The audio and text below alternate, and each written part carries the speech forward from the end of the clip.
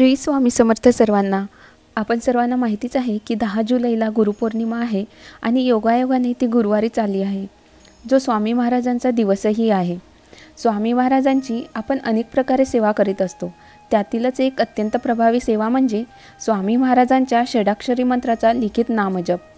माझ्याकडे ही जी पुस्तिका आहे ही स्वामी महाराजांच्या 11,000 नामजपाची पुस्तिका आहे.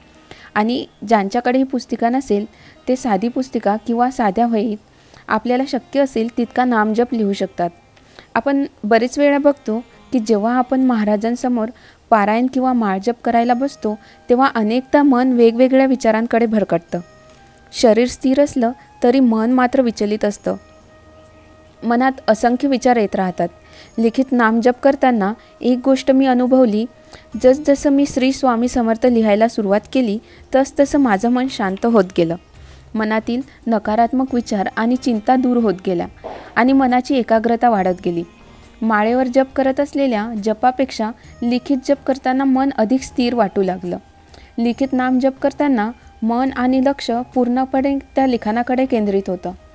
हे लिखित नामस्मरण कोणीही करू शकतं. 11, 21, 51, 108 इतके नामजप आपण लिहू शकतो. पारायण करणे शक्य नसल्याने मी स्वामी महाराजांचे लिखित नामस्मरण ही सेवा करायचे ठरविले आणि स्वामी महाराज माझ्याकडून ही सेवा निर्विघ्नपणे करून घेतील असा विश्वासही आहे. ही सेवा करण्यासाठी कुठल्याही विशिष्ट प्रकारच्या पूजा मांडणीची गरज नाही. आपली एखादी इच्छा पूर्ण व्हावी यासाठी आपण लिखित नामजपाची संकल्पयुक्त सेवा करू शकतो.